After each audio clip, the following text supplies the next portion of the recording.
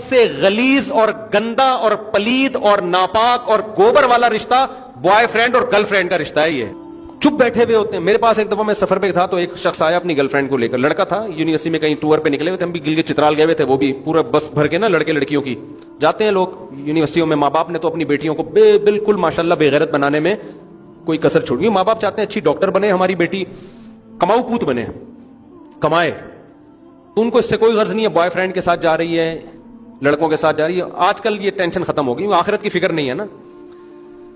تو وہ آیا میرے پاس, کہہ رہے میری گرل فرینڈ ہے, آپ کو سلام کہہ رہی ہے, میں بھی آپ کو سلام کہہ رہا ہوں, میری گرل فرینڈ کے لیے کوئی حکم ہو تو بتائیے. میں نے کہا اس کو حکم یہ ہے, کوئی نصیحت ہو تو بتائیے. وہ تو بیچارہ عقیدت میں آیا تھا. یہ بھی ایک اچھی بات ہے یار, چلو ہمارے پاس کیوں آ رہا ہے, تھوڑی سی مذہب کی محبت ہے تبھی تو آ رہا ہے نا. تو میں نے کہا دیکھو اس کو یہ کہہ دو کہ وہ آپ کو چھوڑ دے اور آپ اس کو چھوڑ دیں. سمجھ میں آ رہی ہے بات؟ تو بری تو لگی ہوگی اس کو, لیکن میں نے کہا پارسل تو کرو نا یار, تاکہ اس رشتے کو لوگ فخر سے کم از کم بولو نا. اگر میں کہتا اچھا گرل فرینڈ اس کو سلام کہیے گا میرا, اپنی گرل فرینڈ, اس کی نظر میں یہ ہوتا ہے کہ یہ کوئی بری بات نہیں ہے. تو میں نے کہا یار آپ کی گرل فرینڈ نے جو کہا ہے کہ مفتی صاحب کو سلام پہنچا دیں اور کوئی نصیحت ہو, میں نے کہا پہلی نصیحت تو یہی ہے کہ وہ آپ کو چھوڑ دیں. اس سے آگے میں نہیں بڑھا کہ بھنگی چمار, یہ اس لیے نہیں بڑھا کہ یہ موقع نہیں تھا, کیونکہ وہ عقیدت محبت میں جب ایک آ رہا ہو نا تو پھر بھنگی چمار نہیں کہا جاتا اس کو, ٹھیک ہے نا. آپ کے تو عقیدت محبت میں نہیں, وہ ویسے ہی آ رہا ہے سلام دعا کے لیے, لیکن یہ بھنگیوں چماروں والا رشتہ ہے, یہ عزت داروں والا رشتہ بولو نہیں ہے. پھر مجھے بعد میں فوراً ایک دم بعض دفعہ ایمرجنسی میں کوئی بات ہوتی ہے نا, تو بعد میں مجھے خیال آیا کہ مجھے ایک جملہ ایڈ کر لینا چاہیے تھا کہ اگر اسی کے ساتھ رہنا ہے تو نکاح کر لو اور آ جاؤ, میں نکاح پڑھا دیتا ہوں یہیں پہ. ہمارے ساتھ اور بھی 2-3 علماء تھے, تو مجھے یہ خیال ہونا بعد میں خیال ہے کہ یار میں نے بڑا چانس مس کر دیا. میں ان سے کہتا, اس کی گرل فرینڈ سے بھی, اس کو بھی کہتا کہ اس پلید رشتے کو ایک جائز رشتے میں فوراً تبدیل کر لو, کوئی ٹینشن کی بات نہیں, ابھی دونوں آ جاؤ, گواہ بیٹھے ہوئے, ابھی نکاح پڑھا کے اس رشتے کو کیا کر دیتا ہوں, ایک جائز میاں بیوی بن جاؤ گے. اور رہنے کی نیت سے, اس نیت سے نہیں کہ گلگت سے واپسی کے ٹور پہ ہم نے کیا کرنا ہے, وہ اس نے عدالت سے خلا لینی اور اس نے طلاق دینی ہے, ایسا کچھ نہیں. رہ لو یار, کیا جا رہا ہے یار تمہارا, کتنا آسان ہے, ابھی بھی تو گھوم ہی رہے ہو نا, میاں بیوی بن کے گھومو, لائف کو انجوائے کرو اور رہنے کی نیت سے. لیکن وہ جب بات آئے گی اوڑے ایکچولی رخصتی کیسے ہوگی, ایکچولی ابھی ایجوکیشن اور ٹوپی ڈرامے بکواسات شروع ہو جائیں گے, فوراً ایک لمبی کہانی شروع ہو جائے گی. اور میں ایسی لڑکیوں کو جو بوائے فرینڈ کے ساتھ گلگت کے ٹور پہ نکلی ہوئی ہے, یہ بھی مشورہ نہیں دیتا کہ اپنی اماں سے پوچھو.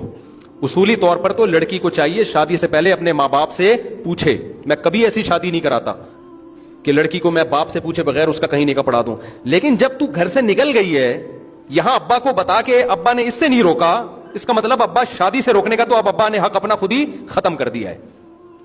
جب تم ایک بوائے فرینڈ کے ساتھ راتیں ہوٹل میں گزار رہی ہو, یہ کام ابا سے پوچھ کے کیا اس نے, کیا ہو گیا؟ تو اب میں اس کے ابا سے پوچھ کے اس کا نکاح کراؤں گا؟ تو میں تو کراؤں گا اس کا نکاح کہ بھائی یہ یہاں تک آ گئی, ابا آپ سے پوچھے بغیر, آپ روکتے تو رک نہیں سکتی تھی, یا آپ نے روکا ہی نہیں, اس کا مطلب آپ نے اس کو زنا کی اتھارٹی دے دی ہے, تو پھر میں اس کا آپ سے پوچھے بغیر نکاح پڑھاؤں گا. سمجھ میں آ رہی بات؟ پھر ابا کل کہیں گے نا کہ آپ نے ہمارا نکاح کیوں پڑھا, میں کہوں گا دونوں گھوم رہے تھے, راتیں گزار رہے تھے اکٹھے, اس برائی سے روکنے کے لیے ہم نے کیا کیا ہے, ان کا نکاح پڑھاتی ہوں. کہیں گے آپ کون ہوتے ہو میری بیٹی کا نکاح پڑھانے والے؟ تو میں اس سے کہوں گا آپ اس بچی کے باپ بعد میں ہو, اس بچی کا حق پہلے اللہ سے کیا ہے, بولو نا, اللہ کا رشتہ پہلے مقدس ہے, اللہ اس برائی کو پسند نہیں کرتا. تو اللہ نے مجھے یہ اتھارٹی دی ہے کہ آپ کی ولایت نکاح کے معاملے میں اس پہ ساقط ہو چکی ہے, آپ اس کے ولی شادی بیاہ کے معاملے میں رہے نہیں ہو. سمجھتے ہو کہ نہیں سمجھتے؟ تو مجھے خدا نے اجازت دی ہے کہ میں ان کا نکاح پڑھا دوں آپ سے پوچھے بغیر, کیونکہ یہ کام کے لیے بھی تو ولی کی اجازت چاہیے تھی نا. تو ولی کے لیے جائز تھا, اجازت دے دیتا کہ ابے نکاح کے لیے جب ولی کی اجازت ضروری ہے تو کیا بوائے فرینڈ بنانے کے لیے ضروری نہیں ہے, اور ولی کے لیے جائز ہے کہ اس کو اجازت دے؟ تو جس ولی نے اپنی بیٹی کو بوائے فرینڈ رکھنے کی اجازت دے دی ہے تو وہ اس کو شوہر بنانے سے کیسے روک سکتا ہے؟ نہیں آ رہی کھوپڑی میں تو جو چل رہے ہو چلتے رہو بیٹھ کے. بل اصل بات میں یہ کر رہا تھا, جب کوئی بتایا کہ میری گرل فرینڈ ہے تو بولا یار بڑا گندا بھنگیوں والا کام کیا, اور سنائیے کیسے آنا ہوا. آپ فوراً موضوع چینج کر دو, کیونکہ پھر وہ برسے گا آپ کے اوپر, تو کون ہوتا ہے مجھے روکنے والا. ایک دفعہ یہ پارسل کر دیا کرو تاکہ اس کو شاید اس کے ضمیر جاگ جائے کہ میں کوئی اچھا کام نہیں کر رہا, شاید اپریشیٹ نہ کیا کرو. اور گرل فرینڈ کا جو رشتہ ہے نا, یاد رکھو اس کے جوڑنے کا کوئی ثواب اسلام میں نہیں ہے. غیر مسلموں میں گرل فرینڈ کا کلچر ان کے کلچر کا حصہ بن چکا ہے. اسی وجہ سے یہ چیز مسلم سوسائٹی میں بھی امپورٹ ہو رہی ہے.